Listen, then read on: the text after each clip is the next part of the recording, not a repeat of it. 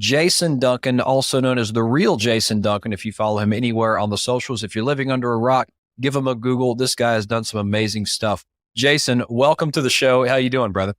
I'm good. I'm really good. Thank you. I gave a little bit of a spoiler there. You'll hear that in the intro that this guy is a TEDx speaker. So go check out that amazing talk. The most recent one was on marriage. I'm not sure if you've done more than that, but these are really cool things to check out, brother. Yeah, I did. I've done 2 and I've emceed a TED, just emceed TEDx Old Hickory this past weekend here in Nashville. That's so awesome. Well, Jason, give us the lowdown real quick. So you've got a pretty amazing story yourself. How did you go from being a normal average dude to being a normal average dude who's done some pretty amazing things in life and where you are today? Well, so I got my start in entrepreneurship quite accidentally. I was an unemployed school teacher in 2010, 2011, and I'd started a company a year prior to not getting my contract renewed as a school teacher due to budget cuts. So they had cut budgets, they were having to cut teachers, and I was left on the chopping block as somebody didn't have tenure. And I'd started a company a year prior with a friend of mine, but never intended to actually do anything with it. It was fun, just kind of a hobby on the side. And then, I had to make a big decision about the next stage of my life. And I made the decision to go full in on entrepreneurship. And, so I ended up building that company to a fairly significant size revenue and got recognized nationally. We were doing really good things. And then I had a really bad year in 2019. A lot of stuff went on that year. Lost money in the business the first year I'd ever done that.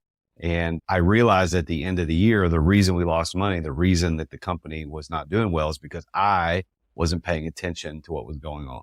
And entrepreneurs everywhere are in the same boat. If we're not the ones doing all the work every day, the business is probably going to take a neutral position at best, and probably most likely is going to start going backwards. And that's what happened to me. So I realized I had to make a change, not only for myself, but kind of teach other people how to stop the bleeding of your company when you're not present. Yeah, that's so important. And folks, we've talked about on here, whether you're operating real estate or investing or whatever it is that you do that generates you wealth, you probably are involved in a business in some way. And, a business left to its own devices will break even at best. It's those of you who are able to create that arbitrage and make income and exceed expenses that do pretty well. And then the next magical part, which Jason has kind of, coined, is the hashtag exit without investing. To get to that exit lifestyle, you can sell the thing and hopefully get to that one I think you actually have this in your book. It's one and not so many or one in a lot, not so many in a lot that actually get to that exit liquidity event. But yet another path is available. And that's, how do you get yourself out of the business, buy yourself time freedom and achieve that freedom lifestyle. So I'd love to get into, because we could talk for 2 hours on this. I want to maximize the time we have on this topic, Jason. Let's talk about how you came up with the exit without exiting concept and what that really means before we kind of start unpacking that a little bit, So my story, I gave just a little bit there. What happened was at the end of 2019, first year the company ever lost money. Prior to that, we had 7-figure bottom line. Things were going really well. So it flipped really fast. So prior to me taking my eye off the ball, when I was working 60 plus hours a week as the CEO of the business, we were killing it. We were making a lot of money, had a good team. Things were going well. The year 2019, I had a legal issue with a former business partner. I had some family stuff going on, and I had something going on in the personal life with a friend who, anyway, that's a whole nother podcast. We could get into that. But all 3 of these events converged in the perfect storm in that one year, which meant for me, I had to take my eye off the ball. So when I took my eye off the ball to pay attention to legal issues and all this other stuff going on, the business I thought would keep going, and it didn't. So when I got to the end of that year and realized I was the problem, I sat down with my business coach and said, okay, man, I want out. Let's sell the business. I don't want to do this anymore. We'll sell the business. And he looked at me and he said, your business is not sellable. I said, what do you mean it's not sellable? I mean, I get that this year is a bad year, but come on, this is a 7-figure bottom line company. We could sell this business. And he goes, no. He said, because the reason you want out is the same reason nobody else is going to buy it. He said, you want out because you realize that you're the secret sauce of the business and nobody else is going to buy it if you're not going to stay with it because you're the secret sauce of the business. So at that, your question, Chad, is how did I come up with exit without exiting? That forced me to figure out another way. So if I can't exit the traditional way, what other way can I exit? And that's when I started figuring out how to get out, how to exit daily operations without selling the business. And I figured out how to do it. Yeah. And so it starts off, I mean, it's almost like a Dan Sullivan mindset. It's like when you're first trying to buy back your time as an entrepreneur, folks, whether it's real estate or whatever other business you're in that generates you cash, you start to realize, well, there's some things maybe I'm not so good at, and maybe I shouldn't be doing those things. So you start to maybe get a virtual assistant, or maybe you start to get someone to handle marketing when you're a sales guy, whatever it is, you start to replace those things. But what you then, and I think this is where you're going, Jason, so tell me if I'm getting this right. You have to get to the point where I was like, even yourself, everything that you are doing in the business, the secret sauce you bring to the table, and that's probably the hardest person to hire and to replace, is how do you replace yourself such that you literally could hand the business to someone else and it would still perform it the same way without you? Is that right? Well, the question you have to ask yourself is this: why did you start the business? Did you start the business to have a good job, or did you start the business to have a business that threw off financial rewards so that you could live the lifestyle that you truly desire? And I think if you're honest with yourself, the reason you started the business is the latter, not the former. So if you started your business just to have a better job, knock yourself out, man. Do everything. You're better at it than everybody anyway. You might as well just keep doing it. You're going to have a high paying job and you're going to work every single day until you die. That's what's going to happen. I was on the phone with a chiropractor the other day. She had reached out to me. She wanted to talk to me about how I could help her. She's in her 70s, single practitioner, no employees, barely making it. And she said, I will be adjusting someone until the day I die. And that broke my heart. There's no fixing this. I didn't have an answer I don't know how you fix that.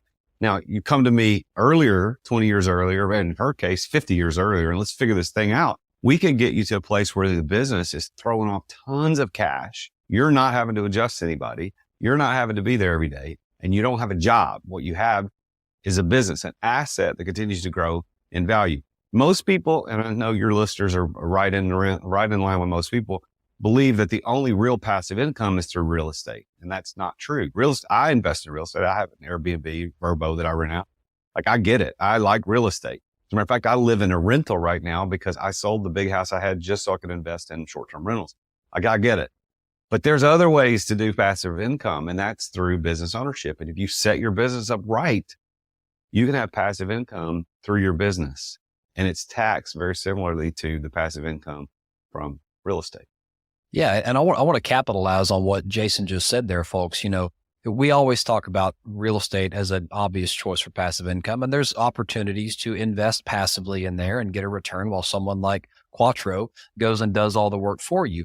The same thing is true let's just think about an HVAC company. I know groups out there who are buying up mom and pop HVAC companies, and they're getting them co-branded and streamlining operations. It's the same thing. You can be a passive investor, get passive income.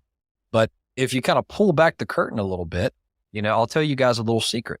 Although we own a bunch of real estate across the country, we are a business, right? And, Quattro Capital actually it's successful because of what the partners do in the business. And so, I brought Jason on here because I'm kind of a pupil of this as well.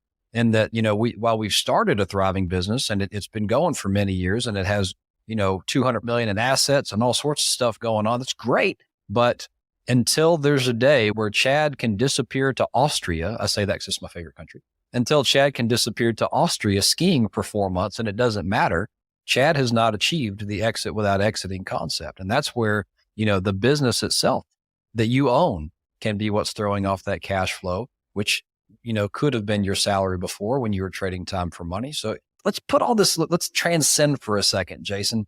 It all starts with mindset, right? And so before you can even start talking tactically about, what is the exit without exiting lifestyle and how do you start to put these types of things in place, what kind of mindset do you have to even be about the business, about yourself, to even be able to approach this? You know what I'm saying? Yeah. Well, mindset is the key, right? Mindset let's back that up a little bit. Everything you experience in your reality can be traced back to the way you think. So if you think certain things, if you think positive all the time, you think on the optimistic side of life, and you think things are going to work out, and you think life is great, and you think money has a specific purpose to achieve great things and make a big impact. If you think that way, you're going to live a life that's in line with that thinking. If you're an Eeyore, everything's falling around you, you get sick all the time, nothing's ever going your way, the government's out to get you, the man's out to get you. If you think that way, your life is going to be in line with the way you think. So your business also is in line with the way you think as an individual. So if you believe that your business is your best opportunity at having a nice job without somebody over you to tell you what to do, then you're going to have a business that's really just a nice job for you. But if you think about your business, you have a mindset that says, this business is my primary way to build wealth and make an impact in this world, then you're going to line yourself up with that way of thinking. So if you think about this, most entrepreneurs have the hero syndrome. And the hero syndrome is they believe and they think that they're the only person qualified to save the day when the crap hits the fan. When something bad happens, it's them that has to put the cape on and fly and save the day. That's what they believe. Now, in the first days, months, maybe even the first year of a business, that is true. But beyond that, entrepreneurs who continue to have hero syndrome and move on and think that they have to be the one to fix all the problems, we never hear about their businesses. We don't know about these businesses. They're never going to be in the news. They're never going to, well, for anything good. They're never going to be in the news. They're never going to be on the front cover of magazines. But you know who is on the front cover of magazines? People like Steve Jobs, people like Elon Musk. And they got over the hero syndrome a long time ago. Early in the process of building their businesses respectively, they understood they can't be the center of that business. They hired people to do it. And maybe they didn't do it as good as they could at first, but eventually they were. That's why we now know of their businesses. They're multi-billion and multi-trillion-dollar companies to this day because they overcame the hero syndrome. The hero syndrome is important, folks. And by the way, I love that you mentioned Eeyore. I literally was sitting on my couch with my little girl watching Eeyore last night for the first time, or Winnie the Pooh rather, for the first time in like 10 years, because she's now discovered Winnie the Pooh. So it's Windy the Pooh, by the way. But coming back to reality here, I love what you just said about that, Jason, because look, folks, there's a really simple number I want every one of you to put in your head, and it's 168. Okay. You have 168 hours in your week. That's it. Like, just do the math, 24 times, 24 times 7. And, what you'll realize is Richard Branson, Steve Jobs, Elon Musk, they have that same 168 hours, yet they run multiple, in some cases. I think the last recorded number, wasn't it Richard Branson has like 500 companies or something like that, the guy is not in every one of them. He's put layers and systems and processes in place where he sees what he needs to see, dials and switches and knobs to be able to kind of control. And he's got delegation below there, but we all have 168 hours in a week. And so that hero syndrome really will resonate with a lot of you who I know are out there busting it, probably 168 and a half, trying to make everything work in your business. So Jason, let's come back into the tactical nature a little bit.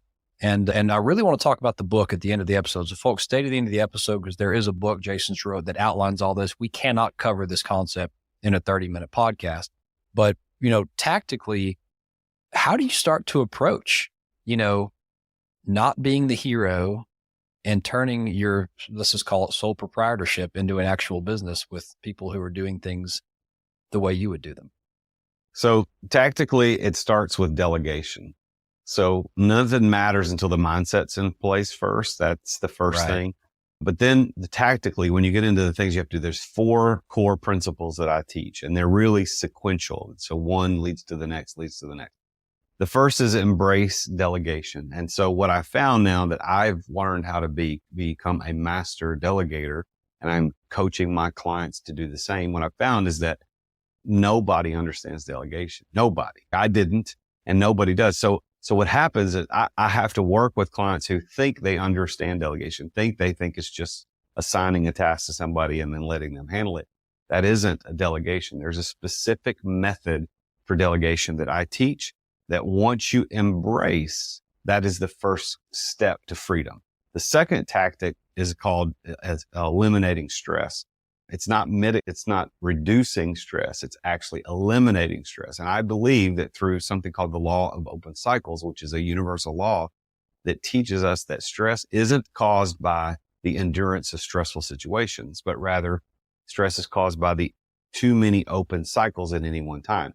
So if you can get your open, and there's a whole bunch of layers to this we don't have time to talk about today, but if you can get your stress levels reduced down to 0, you can get those reduced down to 0, eliminate stress from your life, that trickles down to your employees, that will trickle back out to your customers, and that makes more money come in. Because if you've ever walked into a business that everybody seems stressed out, like you might have done business, but you didn't go back because you thought, man, that just didn't feel right. Something about that, just everybody's running around. It just didn't seem Like they didn't know what was up. Stress is a killer individually and corporately. So got to embrace delegation, then eliminate stress. And the third thing is establish systems and process. Now, you've already used this phrase a couple of times in this podcast, and this is what most coaches think that they would teach their clients first is, hey, just to get systems and processes, man, it's all good. No, if you don't first embrace delegation and eliminate stress, you're just going to have systems and processes that you have to handle but no one to follow because everybody's stressed out about it. You're just setting yourself up for a deeper, more troubling system. So that's why that's third. And then fourth and finally is invest in people. Your people are your most important asset. They're more important than your customers. They're more important than your vendors.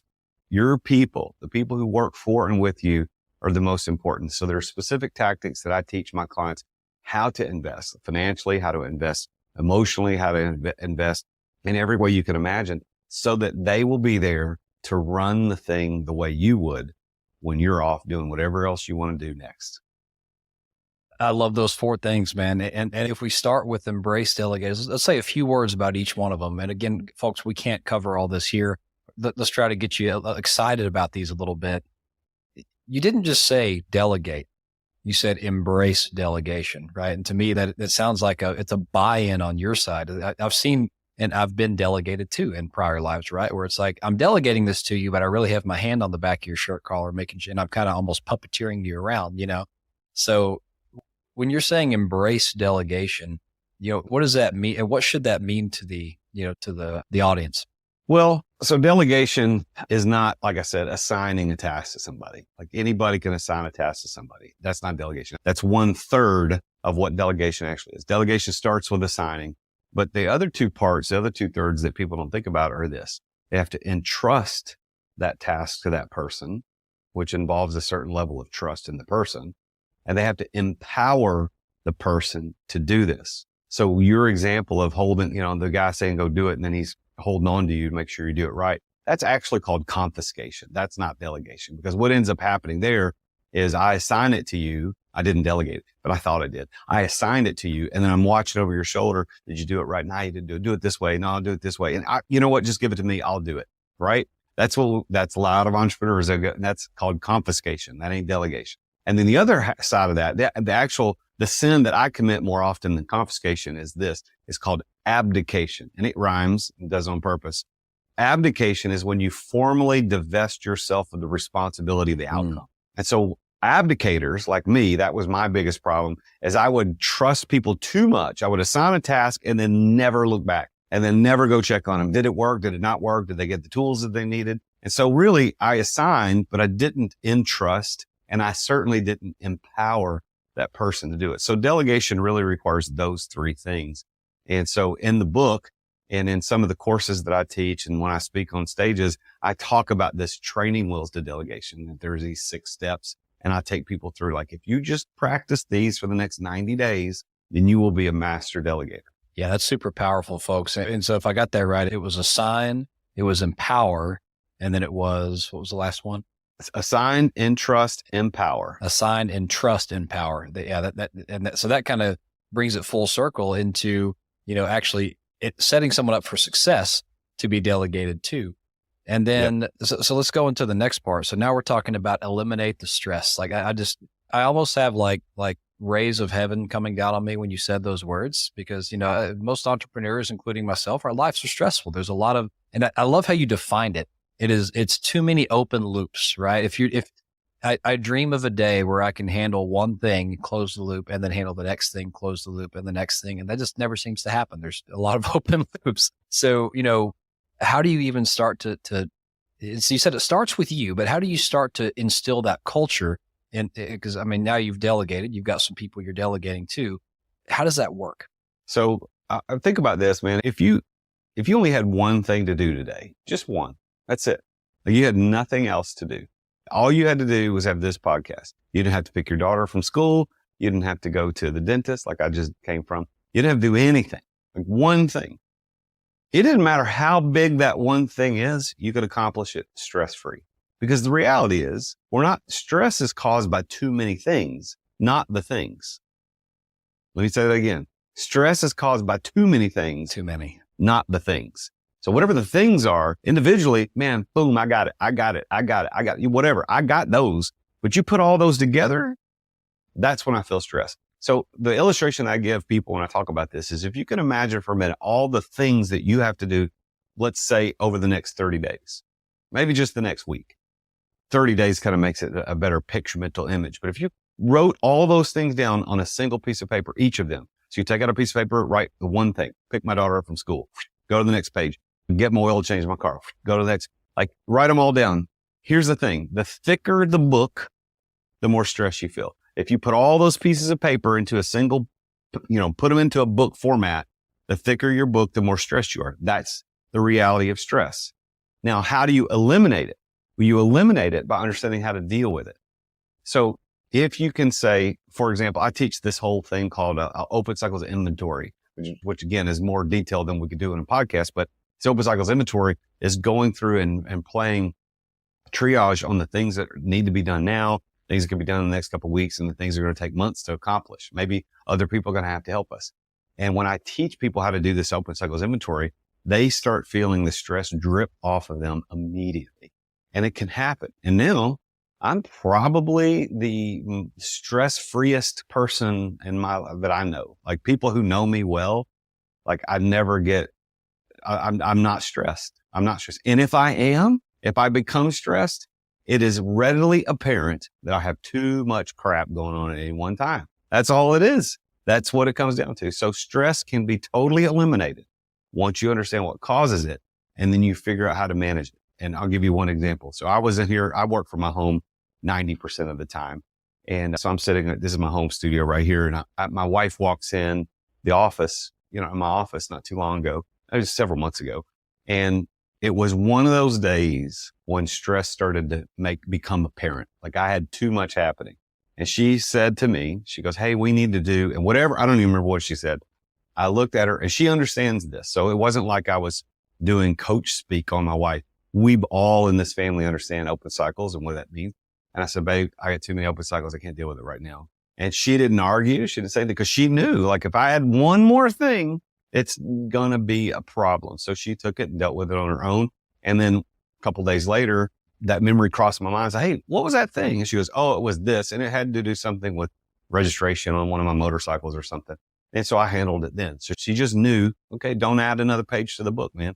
Let's get this going. If you could teach your employees this, and you also embrace that idea of eliminating stress through understanding open cycles, your life will completely change. Whether you exit your business or not, that little tip right there, that's $1 million tip. That is the best definition of stress I've ever seen or ever heard, rather. And folks, if you're joining us on YouTube right now, I think that what you're seeing behind Jason's silhouette here, this pink essence, is like his stress-freeness, So it's a LED light on the wall. Look at that. It looks cool, whatever it is. Yeah, well, I got to upgrade the studio. So, Jason, let's go to the next step here. So, I think this is probably the more common term that, as you've heard me say it, systems and processes a lot. But let's get your version on that, right? How is this setting people up for success? What is systems and processes? Why are they important? So, a process is any particular task that can be completed in the same way by different people, but completed in the same way each time with a predictable outcome. That's a process. So for example, if you have a client acquisition process, or you have a client onboarding process, or you have a vendor payment process, like all of those specific processes are tasks that should be written out. This is the way that it's done. So that if everybody in the office drops dead today, we have to put in a whole new group of people.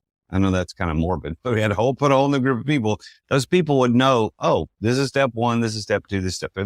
That's process. That is first. You got to get your processes right. All the little stuff. And that sucks. As an entrepreneur, you don't want to deal with those details. You're like, you handle it. But if you take the time, maybe it takes you 6 or 8 hours to write a standard operating procedure, SOP, for a specific process. That's worth it, because then that saves you every hour from that point into infinitely into the future, where there is not a question around how the process happens.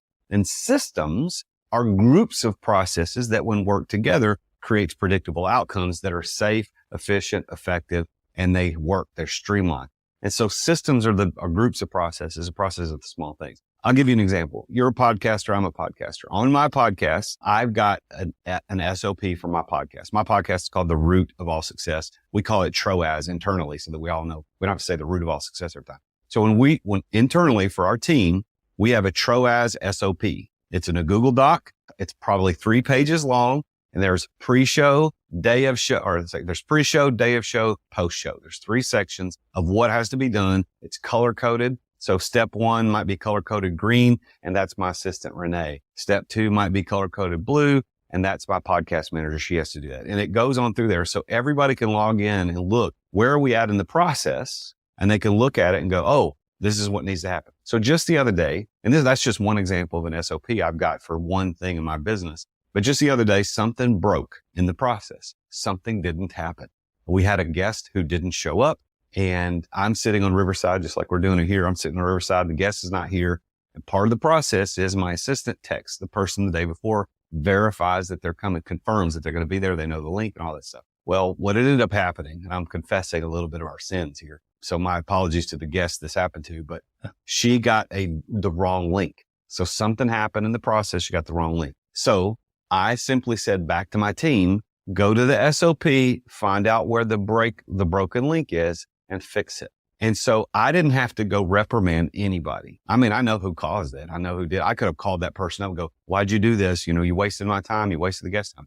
But I just pushed it back to the team and said, hey, where is it in the SOP that thing was supposed to be handled and who was supposed to handle it? That's all I had to say. And then the team goes back and looks at it.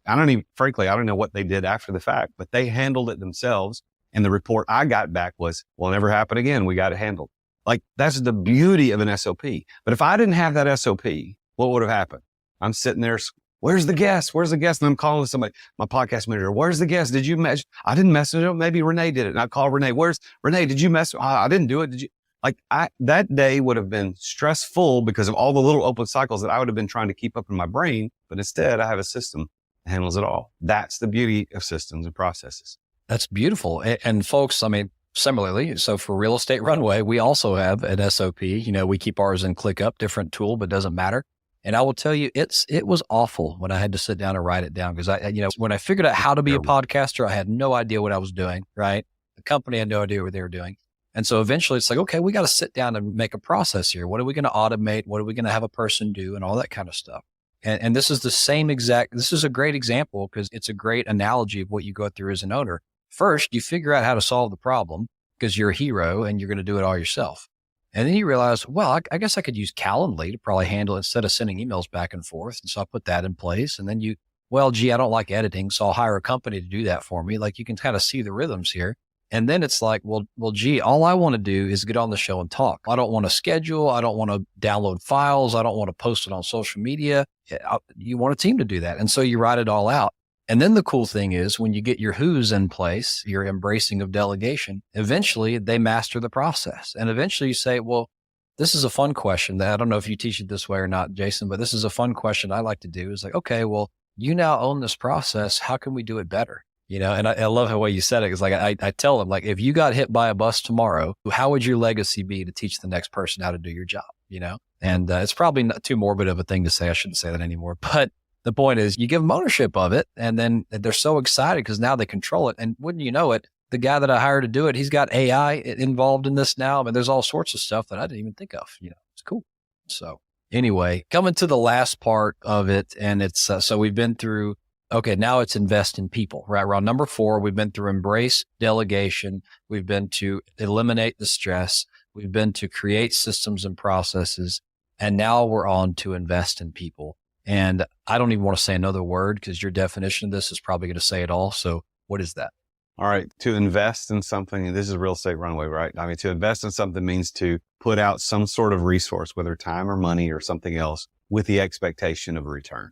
That's what invest means. So we all know that's investing. So if I'm going to invest in the stock market, invest in real estate, invest in crypto, invest in gold, whatever it is, I'm going to take some resource that I own and I'm going to put it out and expect that's going to return to me more than what I put into it. That's investing. So, but that's only half of investing. Now think about this. That's one half. The other side of invest actually means to furnish with power, authority, and rank. So if you invest in someone, a person, you're furnishing with power, authority, and rank. So what I teach is this. You need to invest in your people both ways. You need to invest in them financially. And I've got a story I tell in my book where I took $80,000 out of my take-home pay as a CEO of my company and split it 4 ways to my 4 department directors when I began my exit without exiting process. Now, I was making good money, right? And so $80,000 was still, that's a lot of money, right? That's not chump change to anybody. Well, maybe a few people in the world, but not to me. So it was a big deal that I invested financially with the expectation of return. Now that $80,000 that I took out of my take home pay to give to these people has paid me back many times over because of what I've been able to do now that I'm not struggling with daily operation.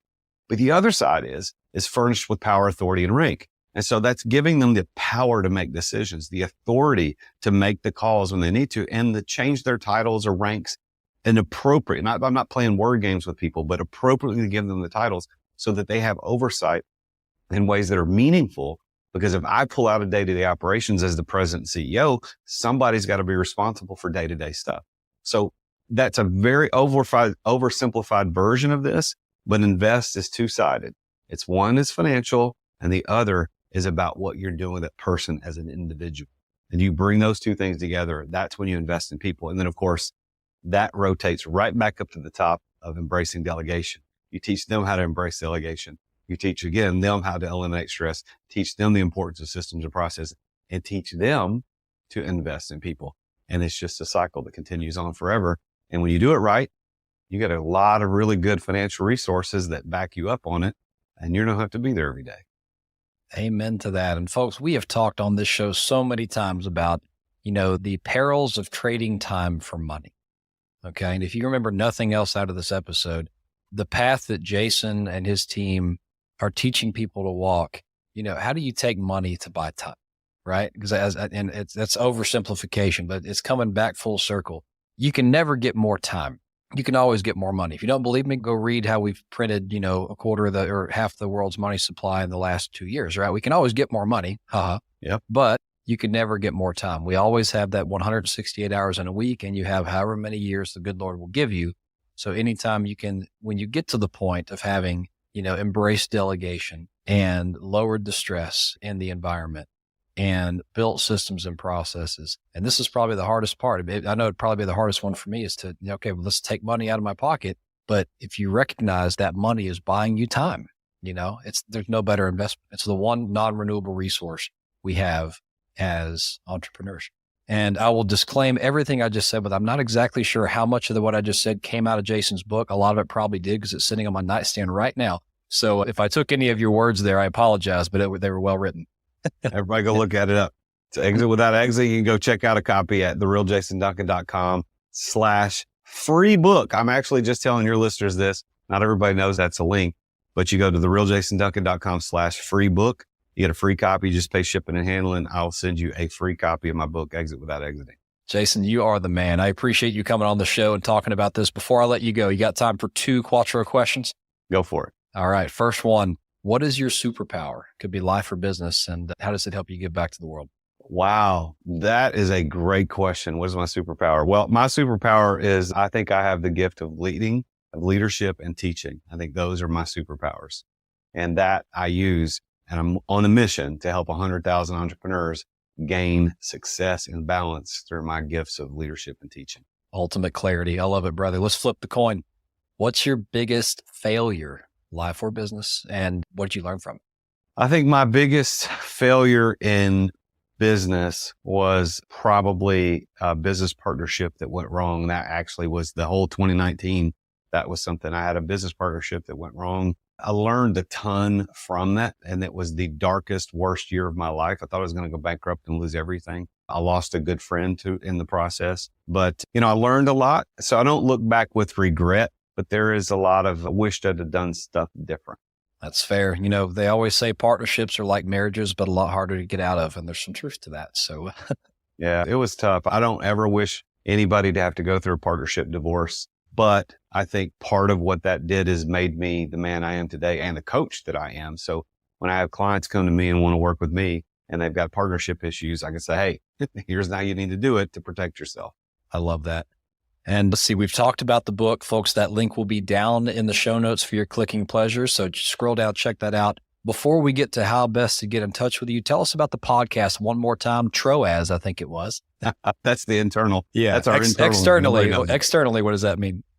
It's the root of all success. It is an interview podcast, very much like this. I think 90% of my shows are interviews where I interview very successful entrepreneurs, typically entrepreneurs with significant net worths built upon the back of their businesses that they started. And I talk about what their definition is of success and the keys that they use to unlock that success. And so you can find it on any podcast player or on YouTube at The Root of All Success. The last question, Jason, this one's real tough. So get your baseball bat ready to smash it. All right. What is the best way for the listener base to get in touch with you, whether it's to talk about exit without exiting, or just to say hi and appreciated your episode? Follow me on Instagram at the Real Jason Duncan. But frankly, I'm on just about every social platform with that same thing. But LinkedIn and Instagram are the two places I play around the most. Instagram more than anything else. Love that. Jason, I appreciate you coming on the show. What knowledge was spit today. It's amazing stuff. And folks, this is a mindset shift. So if that resonated with you, click those links below to learn more, because there's no way we can ever do, what Jason teaches justice here on this show. But thank you for coming and sharing your knowledge, and I hope to see you soon, brother. Thanks, man. This podcast is a part of the C-Suite Radio Network. For more top business podcasts, visit c-suiteradio.com.